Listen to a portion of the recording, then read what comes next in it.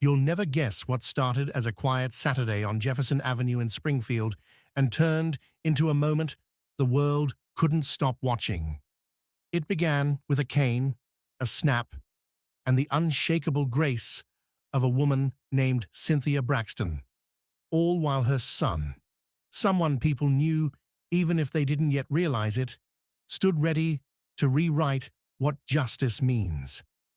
It was early afternoon sunlight, warming the sidewalks, when Cynthia leaned softly against the wall outside her neighborhood grocery store, that store she'd visited since the days when she could still see the colors of produce.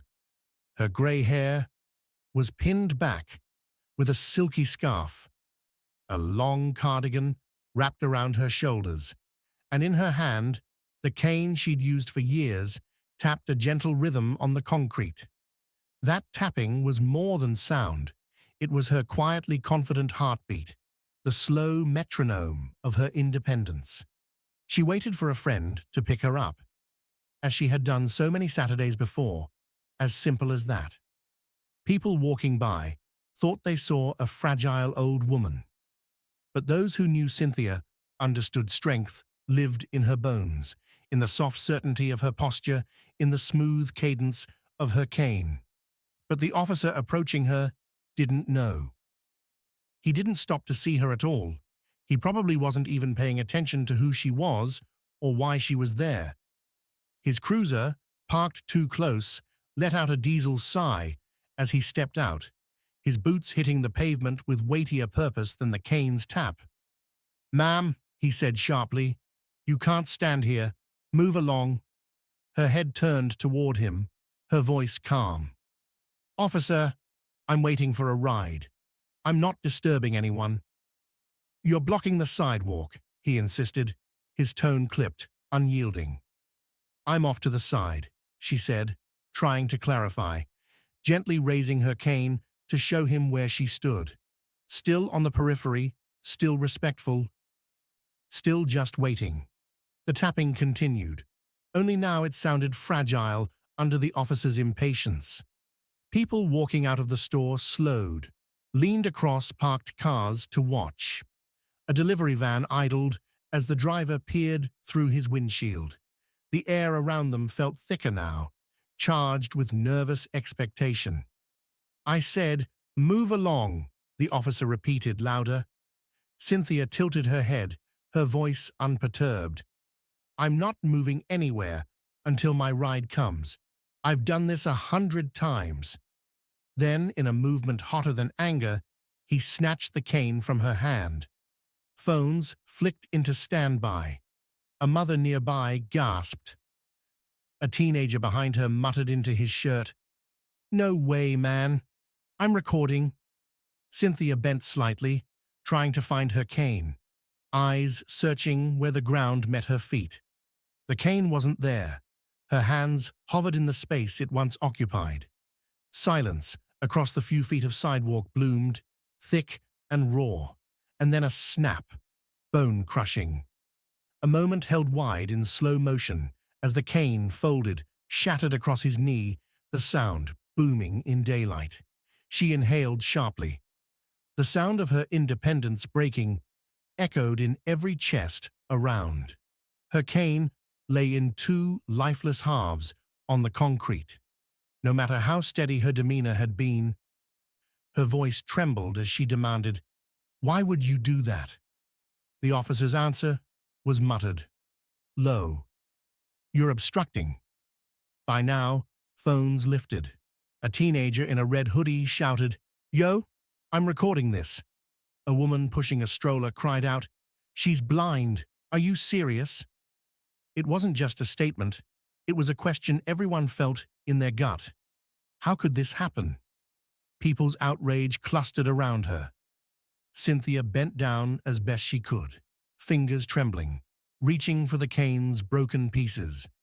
A man in his 60s rushed forward, his voice soft. "Ma'am, let me help." He scooped up the broken cane. The officer barked at him to step back, but this man, defensive and protective, stood firm. "No," he said. She's someone's mother, someone's grandmother.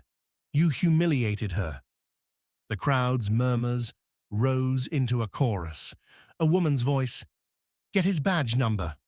A man behind her screamed, "This is abuse." Cynthia, quiet, but her voice, gentle and determined, rose again. "Officer, I've lived here for 50 years. Do you think breaking my cane erases me?" Just then, sirens drifted in the distance, soft wails that promised backup, accountability. 2 patrol cars appeared, their lights flashing. New uniforms emerged in the swirl of confrontation. People parted, but voices stayed loud. As one of the arriving officers tried to calm the crowd, the other looked at Halverson and asked, "Brent, what happened here?" Halverson's jaw tensed. "I was addressing a loitering complaint." She resisted moving along. A woman in the crowd hollered back, "She's 75. Waiting for a ride isn't loitering." The newcomer gently turned towards Cynthia. "Ma'am, can you tell me what happened?" Cynthia drew in a steady breath. "I was waiting for my ride.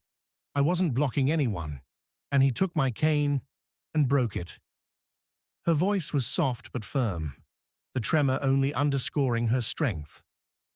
Half an hour later, maybe 15, but time slowed when every second pulses in your veins, the crowd waited with broken pieces of a cane and mounting anger. And then, just as doubt stretched thin, Cynthia's son pulled up. People behind him gasped, whispered. Some pulled out phones. His face, familiar from TV screens and policy panels, held them in place. He was an advisor on civil rights, a voice Washington had learned to know. Julian Braxton. He stepped out of his car, dressed well, but stunned. His eyes flew to his mother, to the shattered remains of what once steadied her. "Mom," he said, and everything shifted. People's stares sharpened, as if realizing this was bigger than a grocery store confrontation now. Julian moved through the crowd, graceful, fierce. He gathered his mother into his arms. She leaned in, trembling but unbroken. "Are you okay?" he asked, voice low, urgent. "He broke it, Julian," she said. "He just broke it." Julian turned to the officer, voice low but carrying. That cane was her lifeline. He held the broken cane now, splintered and silent, in his hand. The crowd around them grew louder, affirming every word unsaid. This was not right. Another officer held a hand up, but he didn't step between them, because he didn't have to. The video at that moment was already uploading. Imagined, but real. Within minutes, phones captured the scene from multiple angles. A woman near the incident went live on Instagram. This officer just broke a 75-year-old blind woman's cane, for no reason. Look at her. Look at her son. The world needs to see this. By evening, Springfield cane incident was everywhere. Millions watched, scrolled, paused, outraged. Headlines called out the horror and the twist. Her son, a federal policy advisor on law enforcement accountability. The public consciousness shifted from horror to demand. Reform can't wait, must follow. News vans massed outside the police station that night. Protesters moved in. Signs raised. Justice for Cynthia. Respect the disabled. Cameras caught on-the-spot interviews. That officer didn't just break a cane, he broke trust. Inside, the chief's response was cautious. An internal review, some apologies stodgily delivered, but outside, flames were lit. At home, Julian and Cynthia sat at their modest kitchen table. He scrolled through messages, text from senators, journalists, friends. "How do you feel?" he asked her. She traced the teacup's rim. "I don't want this to be spectacle." Julian reached across the table.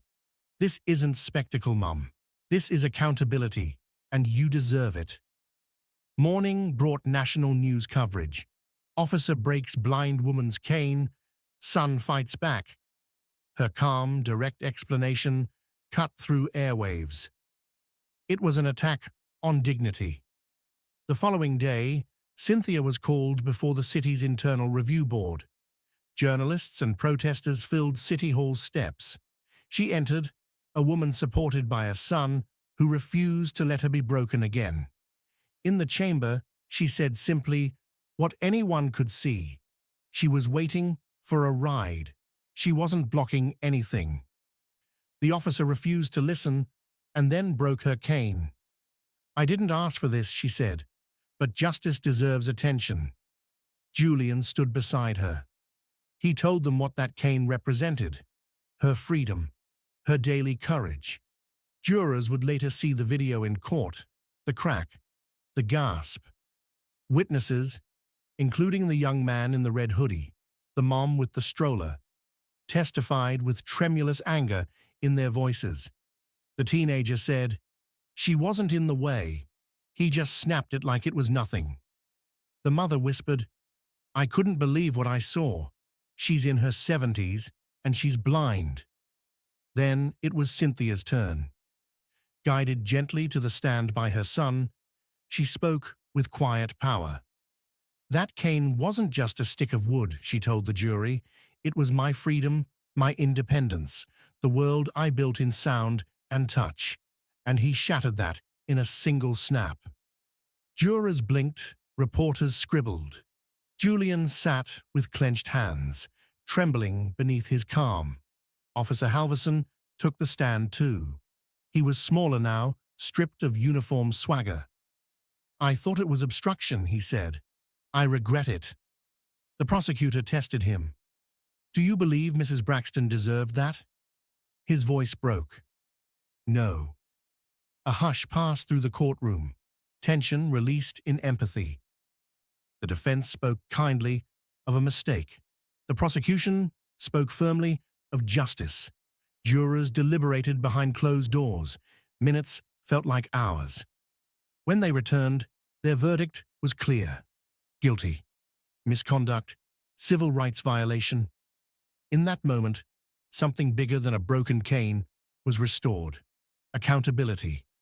The judge's gavel rang with finality. Cynthia let out a breath she didn't realize she was holding. Julian hugged her. She wept, but it was for what was never hers to lose. Outside, reporters and supporters surged. Signs rose again, this time in hope, not anger. Journalists asked her to speak. She approached the microphone, cane in hand. Cameras bright, hearts still catching up. Her voice held, gentle yet firm. "I didn't ask for this moment. But maybe the moments we don't choose are the ones that matter most. I want everyone watching to know your dignity isn't given by others. It's yours, unbreakable." The crowd quieted and then erupted, not in shouting, but in silent, steady respect.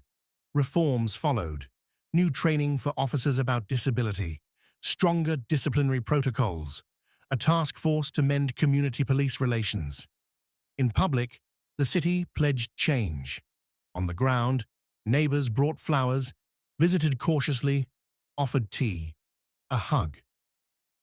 Time didn't erase what happened that afternoon, but it spread something true: recognition, care. At home, Cynthia sat on her porch, her new cane resting beside her. Children ran down the street, morning lights soft on their shoulders. She tapped gently, a rhythm both familiar and renewed. Julian sat beside her. She glanced at him. "Promise me one thing." He squeezed her hand. "Anything." "Promise you'll keep fighting," she said. "Not just for me, but for everyone who's been made to feel invisible." He nodded, resolute. "I promise." And there on the steps, with dusk settling, the wind catching her scarf, they sat, a woman no longer invisible, a son keeping watch, and a broken moment transformed into something unbreakable.